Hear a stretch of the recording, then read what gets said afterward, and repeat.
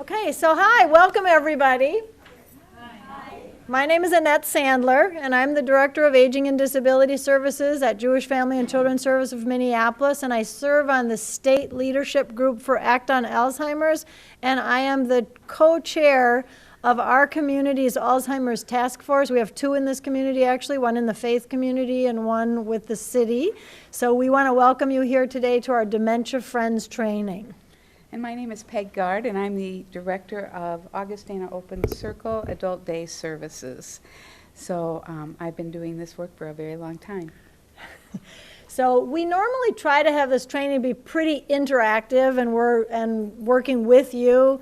Sort of the format of how we're set up today doesn't work 100% for the interactive part, and we're recording this session so that your colleagues and neighbors can watch this on the cable TV program, and so that we can have it posted on the city website. So sometimes when we would normally be asking you guys to read things, Peg and I are going to sort of take turns and do that. So we will be around after if anyone wants to stay and ask any extra questions. So feel free to do that. And we will have some opportunity to take questions and answers from you. So our community got connected to Act on Alzheimer's about 3 years ago, and we were instrumental in helping to develop the survey and the analysis tools for how communities look at their readiness around Alzheimer's and dementia. And then we became one of the few pilot communities in the state. There are currently 33 communities in Minnesota working on becoming more dementia friendly, and our community was one of the first 5 to actually get started on this work. Next year, this work is going national, and there will be 15 communities funded across the country, however, to work toward becoming more dementia friendly. And we'll talk a little bit more about what that means in just a few minutes. So, does anybody here have any personal experience with Alzheimer's or dementia?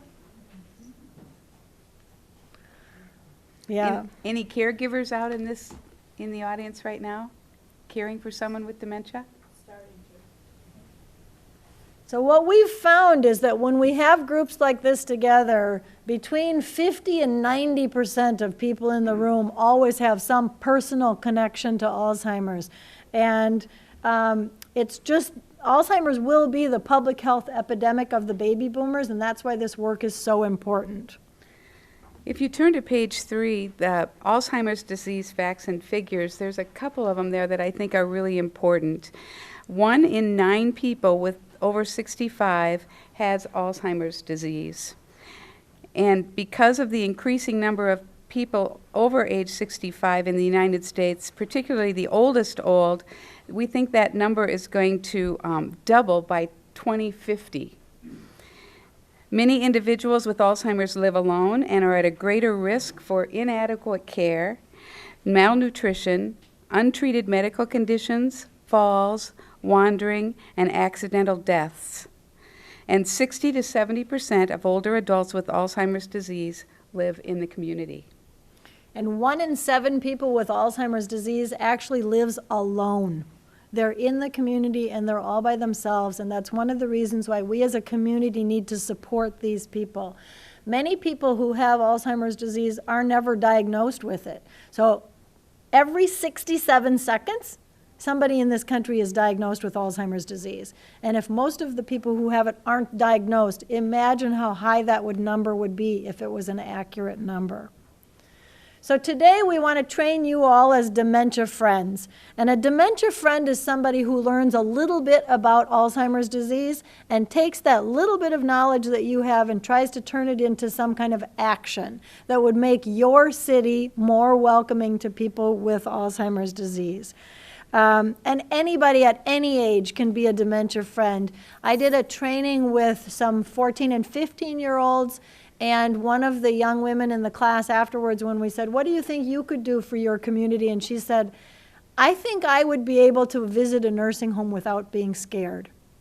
Now that is huge when you are talking about being a warm and welcoming community. If you can even get kids engaged at that level, Other things that people might want to do is visit somebody, provide respite for a caregiver, send a letter to your friend who's a caregiver for your parent.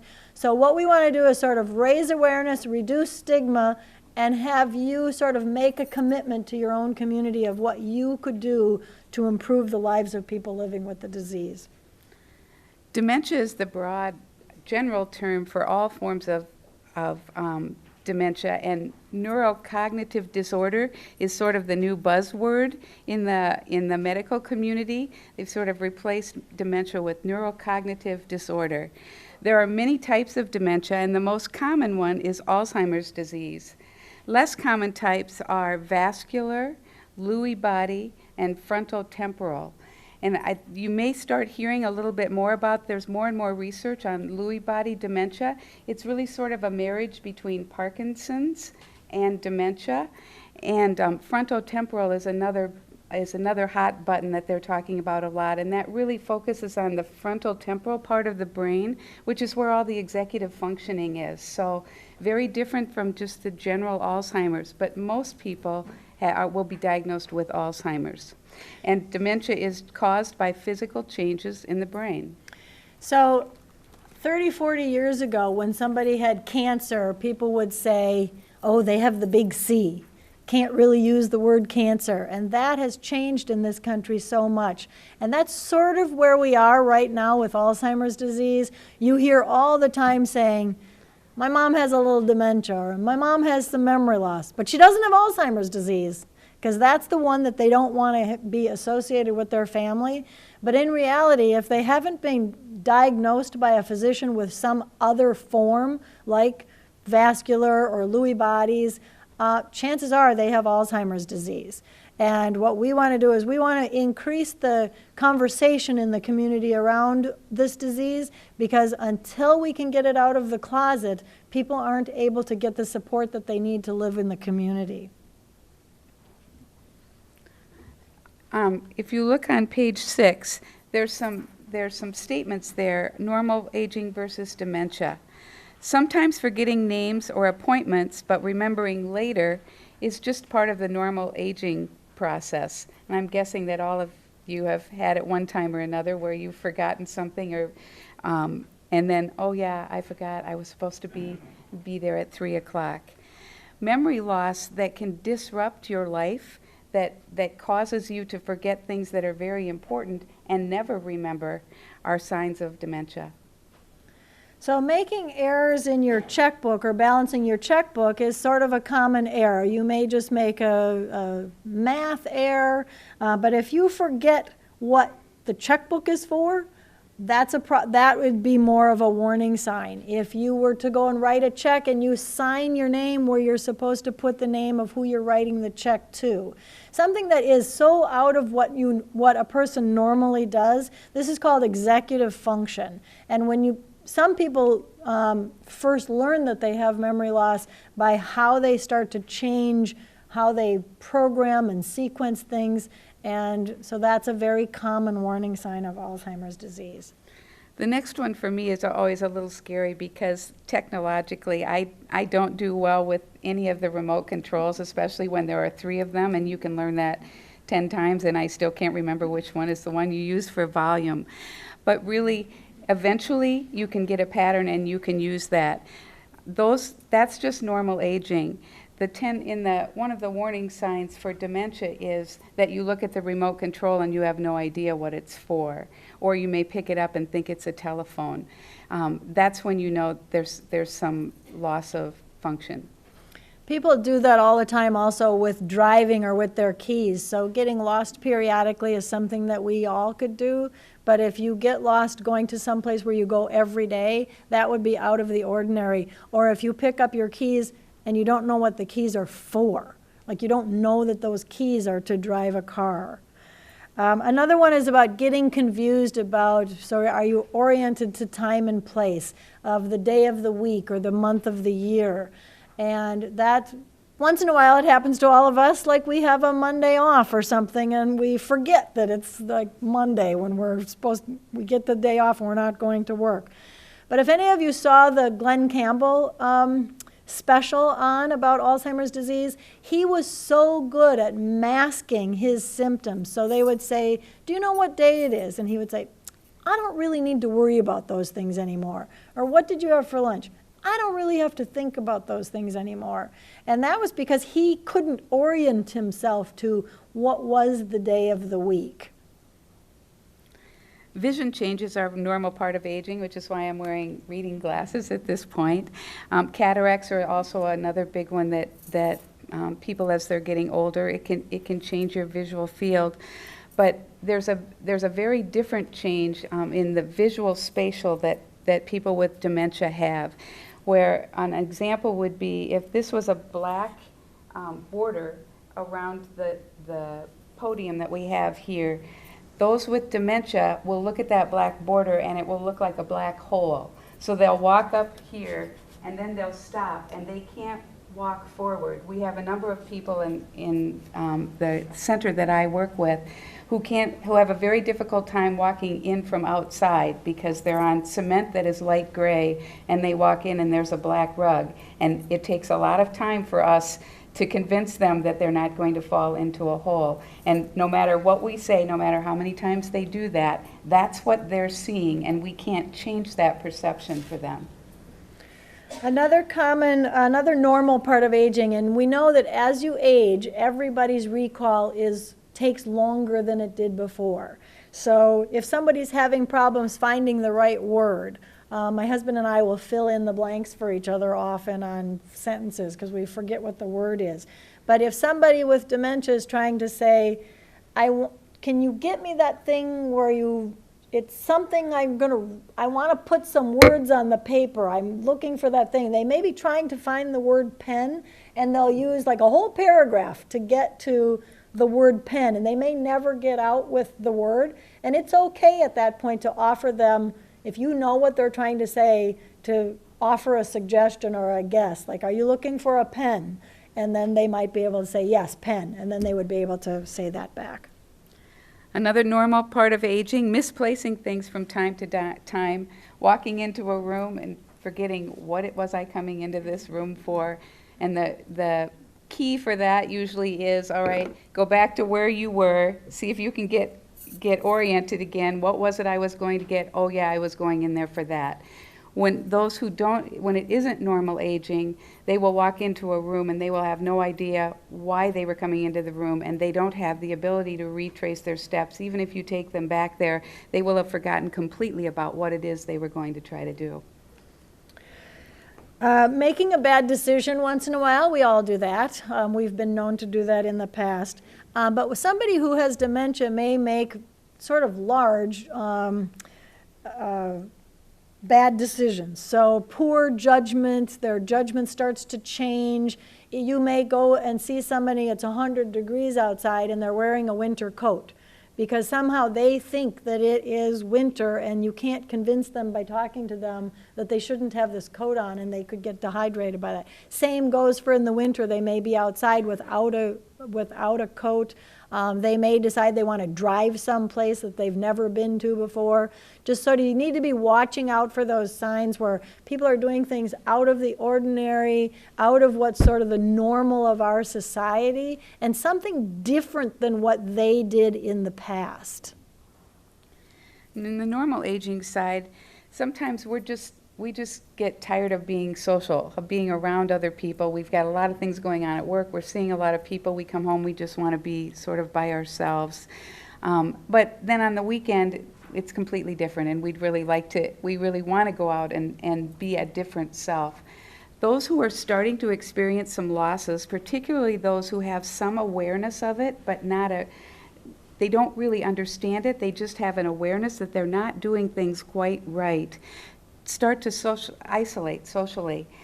They're no longer comfortable going into those big groups because they're not sure they're going to remember what your name is, or what is it that I do, and how do I know you? And so people who were once very gregarious suddenly start to become much more socially isolated and refusing to attend things.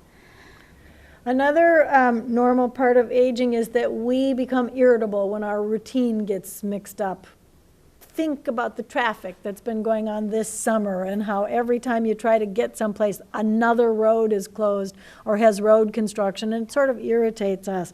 But people with memory loss or with Alzheimer's disease, they can have real distinct changes in their personality around when their routine is disrupted. This frustrates them very easily. That's why sometimes people with care partners or caregivers really want their loved one to continue to participate in life, and they're going to take them out and they're going to have them do all of these activities. But sometimes that's really hard for your loved one to do, and a smaller, more stable environment is how they can thrive in the best way possible. When my father-in-law was dying from Alzheimer's disease, we brought him to our house for dinner, and I'll never forget that. This was the last time he was ever at our house. We went to pick him up, and from the second he stepped out of the assisted living he was in, he started to get more and more agitated. He was so agitated in the car the entire way to our house. He had to go lie down the whole time he was at our house, just asking, I need to go, and he had to go back home. So that smaller, more contained environment, it makes them feel safer, and there's just, they don't have so many decisions that they think they're trying to make. So as we summarize sort of this first part, what we really want you to learn today is that dementia is not a normal part of aging. There are some losses that we experience just because we slow down a little bit. Dementia is caused by a disease of the brain. It's not just about losing memory. Judgment is a huge piece that we find, and people think, oh, she remembers this, but if she can't make the right decision about something, that can really be dementia as well. It's possible to have a good quality of life with dementia, and I think that's probably the message we want to convey the most, and why we're out talking to communities, because people with dementia still have strengths. They may be experiencing some losses, but if we can focus on their strengths and put them in the right environment, they can continue to have a high quality of life for them and for their loved ones. And also that there is more to a person than dementia. We don't want to talk about, oh, there's Mark, he has dementia. There's Mark, and this is who he is. So these are kind of the basic warning signs of what Alzheimer's or dementia could look like, and a person could experience any one of these or all of these. Most starts with some early, what am I thinking of? See, I have it too. With short-term memory loss. So that might be the first warning sign. But sometimes it's that loss of executive function or just making poor judgments. And so you have to be watching for what those combinations are. And if you notice any of them, your first recommendation should be to either the person or to their care partner that they should see their doctor and have a workup for that, because that's going to be the best way for them to get support. So if you turn to page 8, we're going to do this exercise. We're going to do it all together. And Peg and I will read them, and then you guys just shout out the answers if you know what they are. Alzheimer's disease is the most common form of dementia. Right, form of dementia. Alzheimer's disease usually starts by Affecting people's short-term memory, that's correct. dementia is not Correct. It's not a normal part of aging. dementia is caused by Correct. A disease of the brain. It's a neurocognitive disorder. dementia affects Correct. It affects each person differently. You can say if you've met one person with Alzheimer's disease, you've met one person with Alzheimer's disease. dementia is progressive. Correct, meaning that the symptoms are going to get worse. It is possible to live Correct. It's possible to live well with dementia, and we really want to stress that in the early stages of the disease, it's very important to continue to interact and to let these people continue to participate in life. and there's more to the person than Right, there's more to a person than their dementia.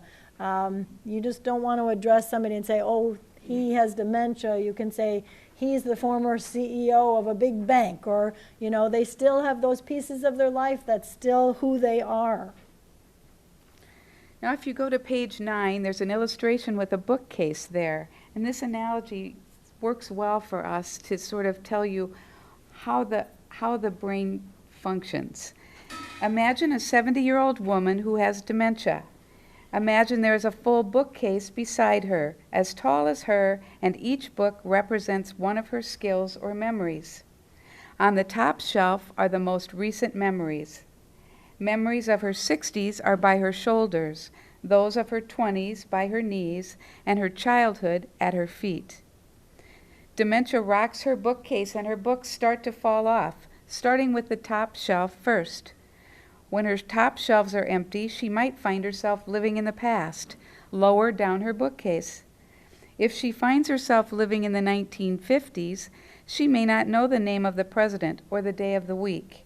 She might be confused about why her home looks different, or why she has an electric kettle rather than a whistle kettle.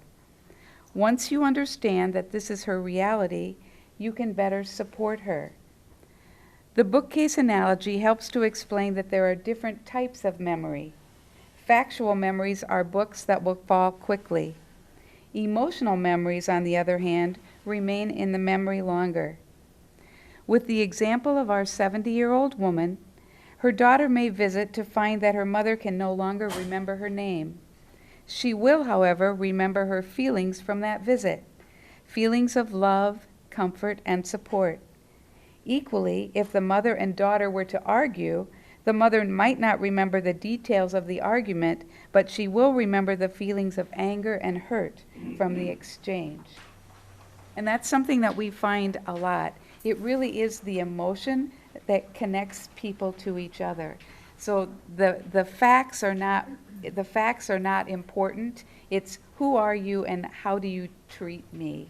And it's really important to have that sense of, to be patient, to be genuinely interested in who it is you're having a conversation with or who you're spending time with. Because if you leave them on a, well, you should remember this, Mom, all she's left with is, I should have remembered this. I don't know what that means, but I know I did something wrong.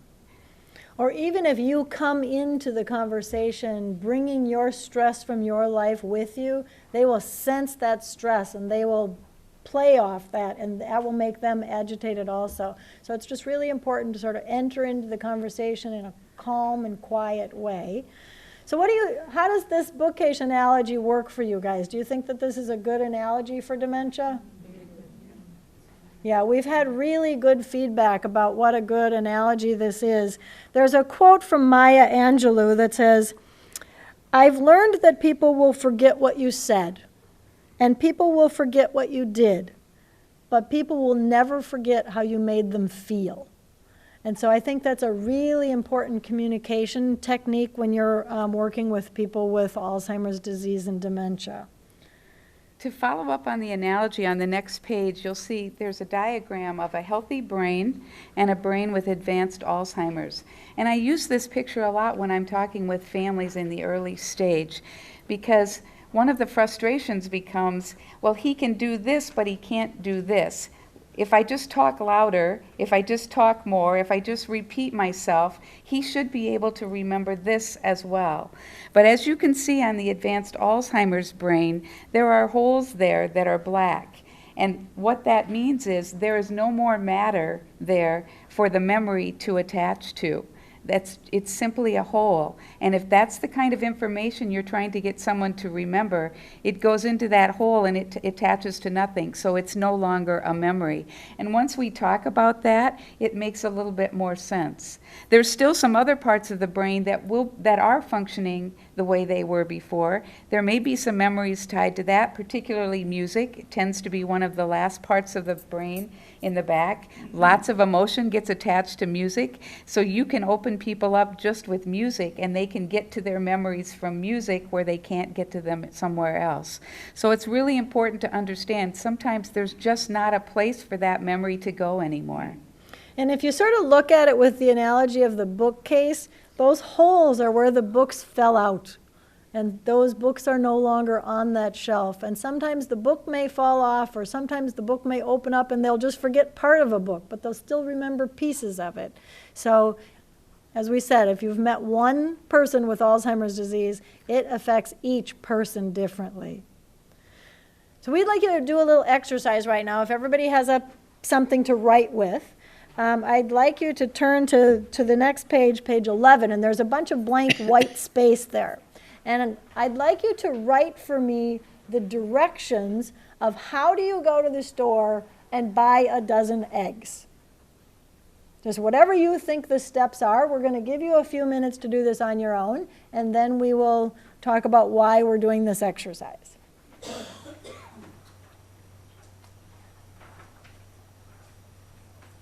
I've got a pen. I have one. Anybody need a pen?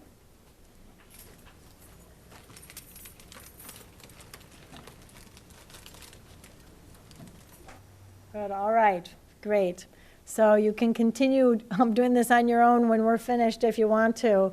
Who had 10 steps? Anybody? How about 15? 20? 25?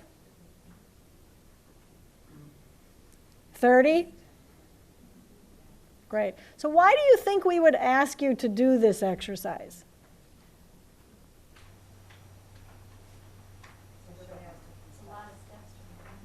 There's a lot of steps to remember. That's why we ask you to do that. There are a lot of steps in the things that we do every single day. There are so many steps to follow. And somebody who has dementia can't process multiple steps at one time. So I'm just going to read you this list, which is, I'm waiting till somebody gets more steps than this. This has 43 steps of how to buy a dozen eggs. And this came from a class that we did, and then somebody turned it in at the end.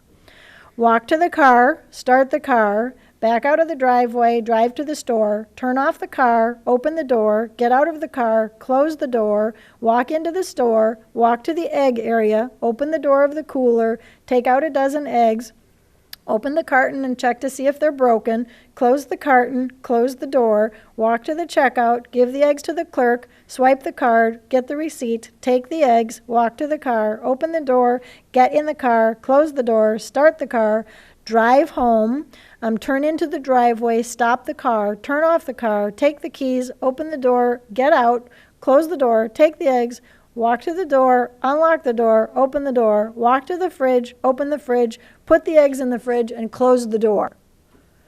Somebody with dementia can only follow one step at a time. So if you're trying to give somebody instructions like, go take a shower and then brush your teeth and then get dressed and then come down here, each one of those may have 100 steps that they can't follow. So they have to figure out how to follow short comments or commands. They can't follow multiple things at a time. And one of the things we found out this morning from one of the policemen is that fasten your seatbelt is not in there anywhere.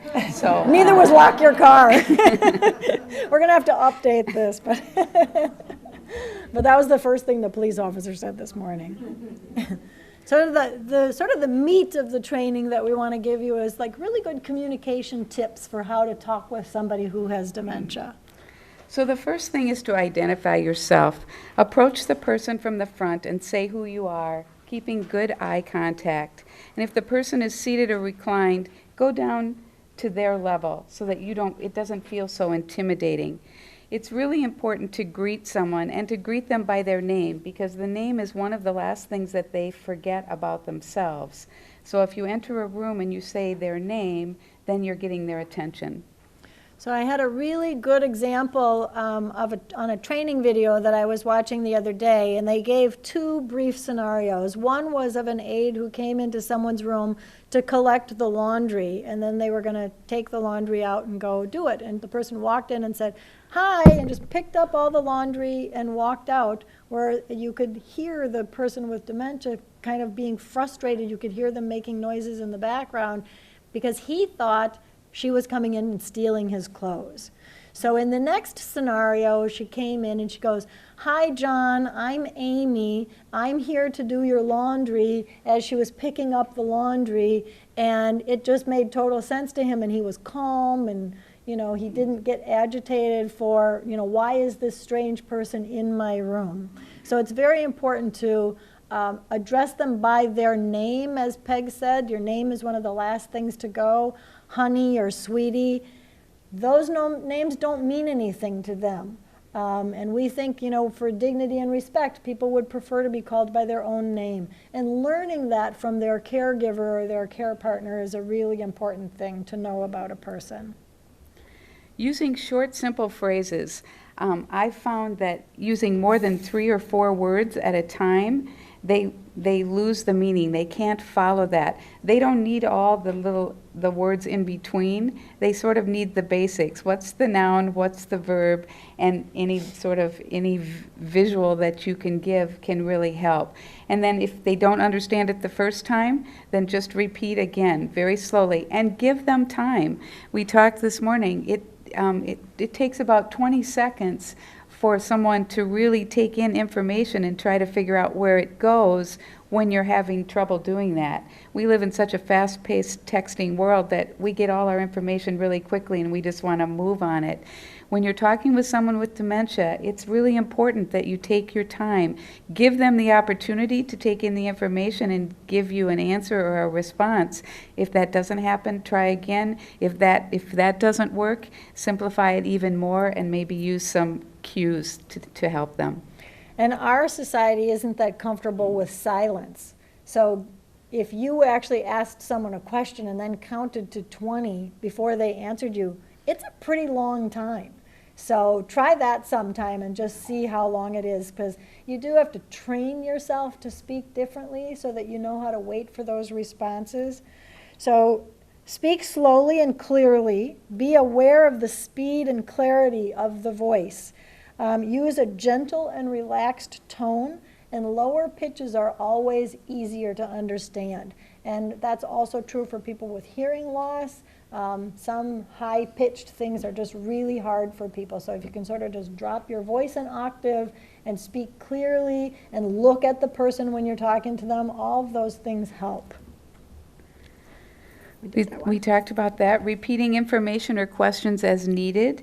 If the person doesn't respond, just wait a moment and ask again, and see if they look confused, then clearly it's information that we're not going to be able to convey in a verbal way. So then you just look for other ways to get them engaged. It may just be taking them to the door as you're walking out the door, and then you give them the question and they understand it because they're now in an environment where the context means something. Turn your questions into answers. Provide the solution rather than to question. For example, don't say the bathroom's right over there. Just say, do you need to use the bathroom, but can you say the bathroom is right here? Or give them a visual clue of how to go there. Another sort of good technique when working with people is that rather than just saying, come here, we're going to the bathroom, it works better if you put your hand underneath. That leaves the person with dementia in the power and control position because their hand is on top, and it's easier to gently say, we're going over here to use the restroom. And it's a visually way to point it. It makes the person feel more comfortable. So there's lots of different cueing that you can use when you're talking to people. Avoid using confusing and vague statements. If you tell the person hop in, he may interpret your instructions literally. Instead, describe the action directly. Please come here. Your shower is ready. Instead of using it or that, name the object and the place. For example, rather than here it is, say, here is your hat.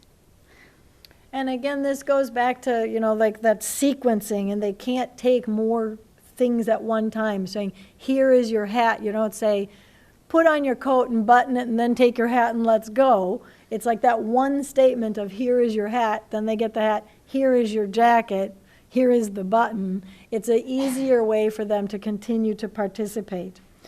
Also, turning negatives into positives. Don't say, don't go in there, don't go in the kitchen, but say, let's go into the living room. Or, try to reframe it so that you're not always sort of reprimanding and shaming and don't do this and don't do that. But how do you put that into a positive light? Independence is one of those things that is lifelong. We want to be as independent as we can possibly be. So if we can give them the sense that they're making these decisions because we're not demanding it, then they feel much more comfortable, and we all get to the right end. Don't argue. Very good. We need so many editors. This has been through so many editors all through the state level. That's pretty funny. Giving visual cues, as I said before, like we're going to go this way, or handing them their hat, or this is your pen and handing it to them. Something that gives them another sensory way to think about it. Something else, if the words aren't making sense, can you have visual cues for that? We talk a lot about family is very important to everyone, and as even those with dementia, they really want to be connected to their family, but they may not remember who their grandson is when you say, oh, this is your grandson. So introducing it first with a picture that says, look, here's a picture of Eric. He's your grandson. And then when Eric comes in, he's been introduced to Eric as a grandson, and we use the word Eric rather than he, because he is so general you don't have any idea who that is. So it's really being intentional with some of those things as you're trying to introduce new things to people. Use as many of the senses as you can to sort of build that picture. And avoid quizzing.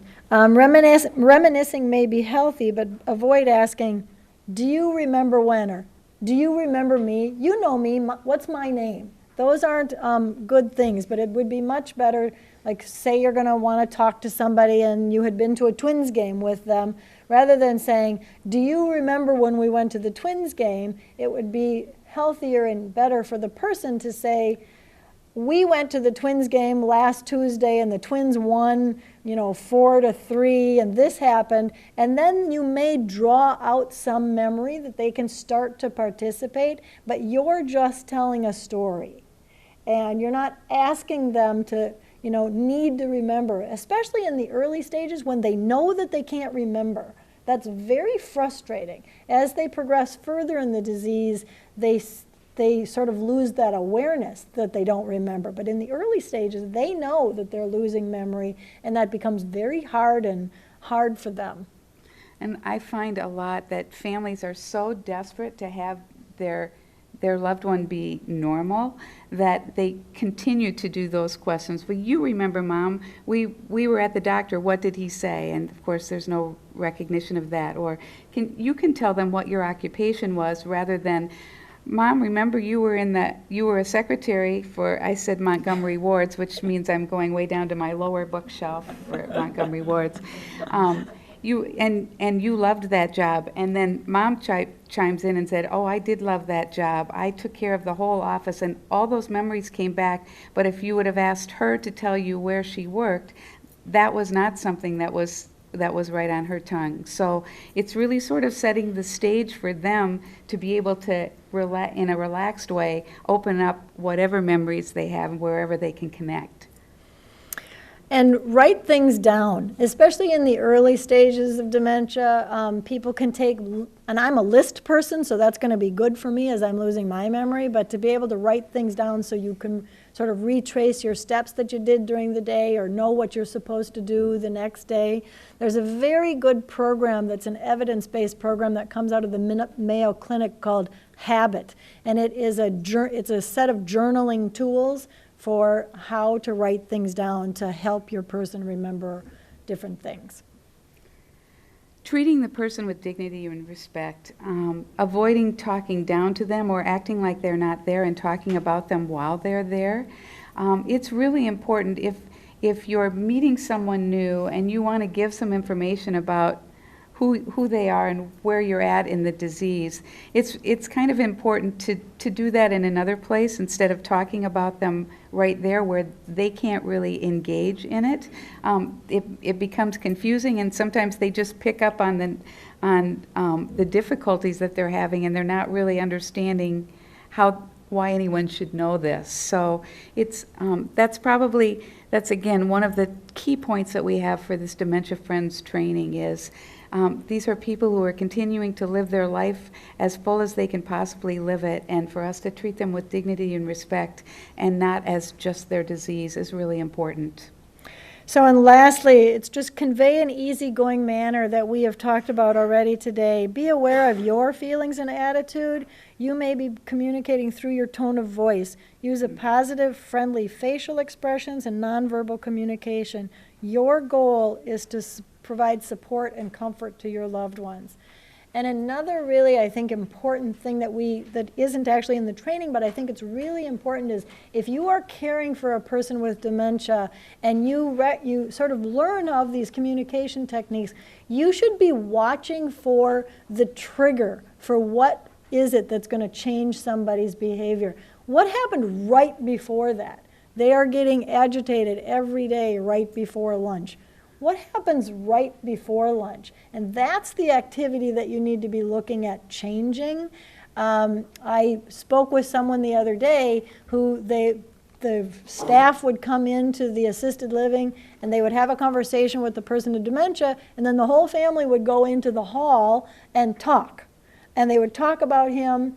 He could hear that they were doing something. He didn't know what they were doing, but he was sure they were all trying to kill him, that they were plotting against him.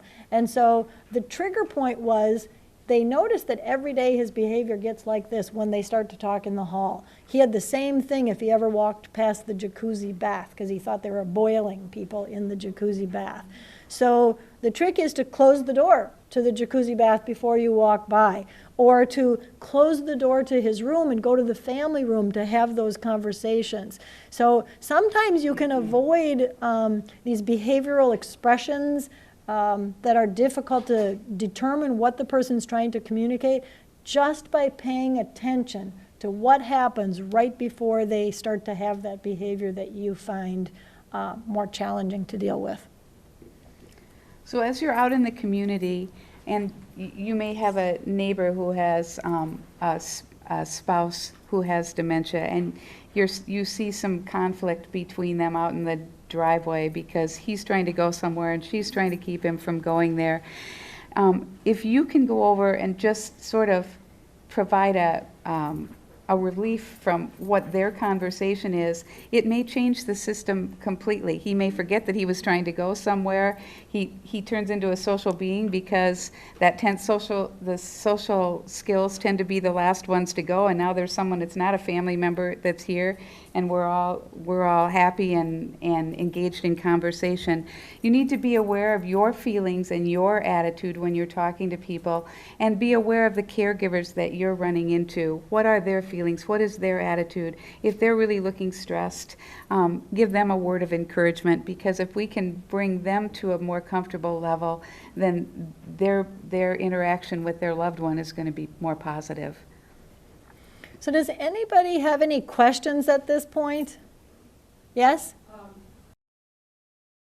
So the question is, in the earlier stages of dementia, people have some awareness of what's going on, and they may feel bad about that. They may feel guilty that they are trying to, you are a burden, they are a burden to you as the care partner, and what are some techniques that we could use to communicate that? So first, just, showing how much you love them and care for them, and I think if you can sort of point out the strengths that he does have, what are the things that he really does well that aren't a burden to you, so that you can really focus on that, and how he's helping you because of the things that he can do, can really sort of help him to not focus on just the losses, but on, that's right, this is who I am, and I am able to do these things.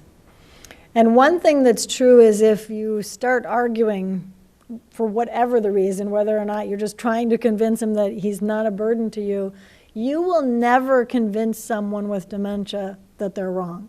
They are more sure that they're right than you're sure that you're wrong, and you will never change that. So diversion, changing it to what are his strengths, I think that's a really good technique. There was another question. Yep, so the question is, can you use pictures or visual cues in that way to communicate with somebody? And it is a great idea. I'll let Peg talk about that. Really, using all 5 of the senses is really important as you're trying to accomplish some tasks, because you never know which ones are going to be stronger. So a lot of times you can mimic something and have them follow you to see if they can brush their teeth or brush their hair, put on their clothes, doing one thing at a time. Here's your shirt, can you put on your shirt? And then they do that, because the point is to really keep them as independent as possible. But yes, you can use pictures, you can mimic it yourself. You can do it by physically giving them something and seeing what they do with it. It may just be they can't figure out the step of picking up the shirt or taking it out of the closet, but if you hand it to them, they immediately take it off the hanger and they put it on. So you never know which step people are going to get stuck at, so you just kind of, by trial and error, you just keep taking one more step and then eventually hope that they can do the last few.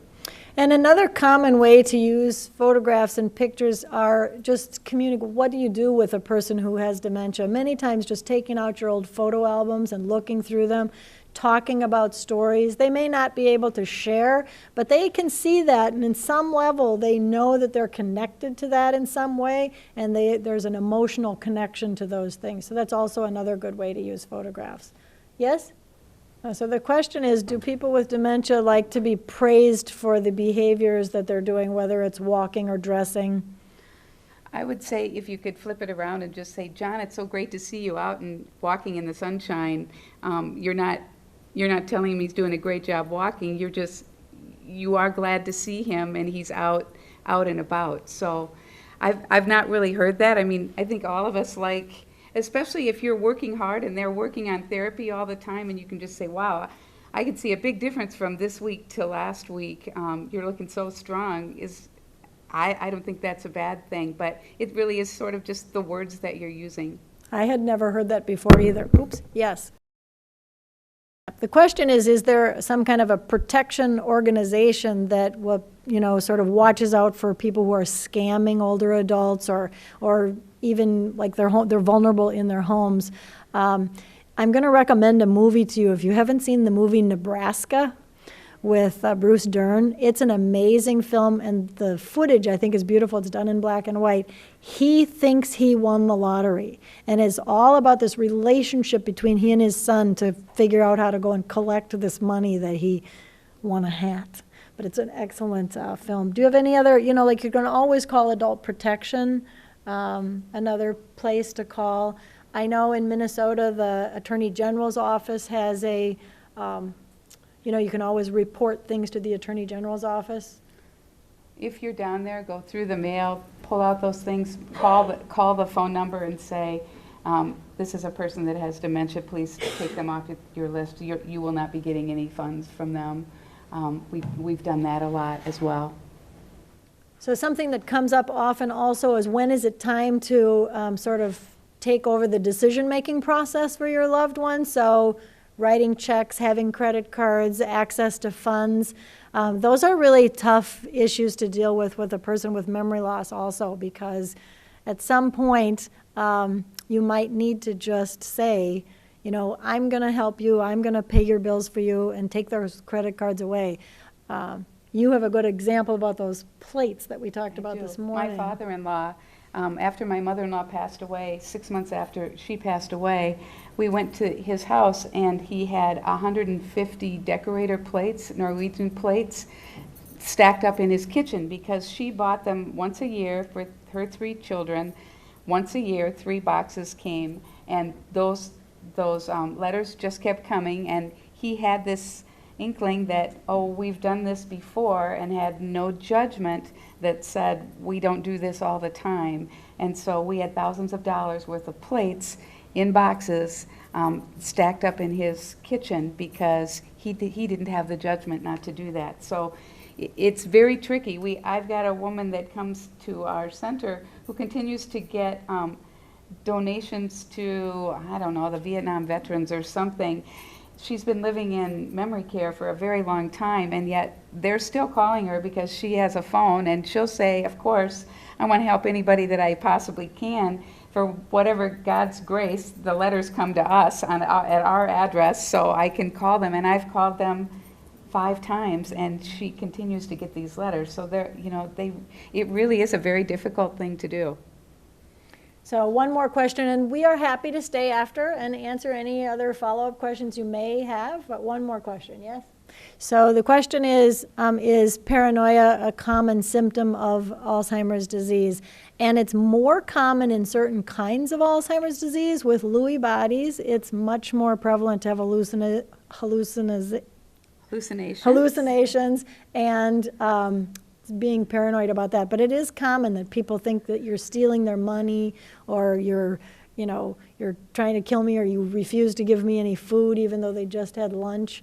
One of the things that you can try is to really sit down, and it's not even bad to use the diagram of the healthy brain and a brain that's starting to experience some losses, and to say your body is no longer producing what it needs to make your brain healthy, and that's what this medication is for. It's just supplementing what your body used to do on its own, and the more you talk about that, you hope the better she'll feel about taking that, because the goal is really for you to be as healthy as you can possibly be. So flipping it so that it's not so obscure as to why she's taking it, but to really focus on some sort of a symptom that she might recognize and say, that's what this is for. So first of all, the medications are a real balancing act. You have to stay in close contact with the physician and being, saying this is happening, because they'll give a higher dose of one, take another one off, and it's you finding the right cocktail of those medicines that's going to work for her, and it might take a few months even to find what is the right thing. But I think in your sister's case, it's more like trying to be as concrete as possible, and diversion to things. And sometimes for the caregiver, does your sister live alone? Yeah. Sometimes for the caregiver, it doesn't feel good, but you have to disconnect. I remember visiting my father in the assisted living, and he was so sure that he had not had dinner and that I was trying to starve him by not giving him dinner. He tried to attack, he came after me to attack us. And, at some point we had to just slip out because the staff is more qualified. They handle those situations every day, and sometimes they're less connected to the paranoia with the staff than they are with you because they're so familiar with you. So, caring for yourself while caring for someone with dementia is really important. It's like put on your own oxygen mask first, because if you're not healthy, you're not going to be able to provide the quality of care. It's a tough situation, and you might be able to actually get some support from the social worker at your sister's at your sister's doctor's office also. Yeah, so as we said, 1 in 7, how many? 1 in 7 people over the age of 65 have Alzheimer's disease. It's less than 1% of the population is diagnosed with young onset, people who get diagnosed while they're still in their 50s. That young onset disease is much more genetically linked than later onset. And there are tests that you can do to find out if you are a carrier of that gene. But, we are trying to, with this whole process of Dementia Friends in our community, is really just raising awareness, getting people to talk about the disease, because until someone can talk about it, they can't get help. And people living with the disease need support, and their caregivers, they need a ton of support. It is a long disease. And so learning that information early, learning as much as you can about the disease, learning as much as you can about resources as early as possible, so that you can pace yourself in the caregiving journey, and that financially also, it can be a real burden because, you know, it's all out-of-pocket pay for Alzheimer's disease. Most things aren't covered by your insurance because you look healthy. So, you know, you don't want to be spending money inappropriately on care in the early stages when you're going to need that money later. So just sort of learning those things early in the stage. Yes, that's actually what we just wanted to, if you want to just give these. Sure. If you'll look on page 14, there's some resources in your community that are identified. The Alzheimer's Association of North Dakota and Minnesota has a 24/7 helpline that you can call. There's also Alzheimers.org, Minnesota, North Dakota, and the Senior Linkage Line. If you have any questions, they really are trained to take any question and then extrapolate out. They'll ask you questions to get you even farther along the resources that you may not even know you need to be looking for. So those are both really strong places. There are a number of support groups all over our community. The metropolitan area has a lot of different ones, from young onset to adult children with whose parents have Alzheimer's.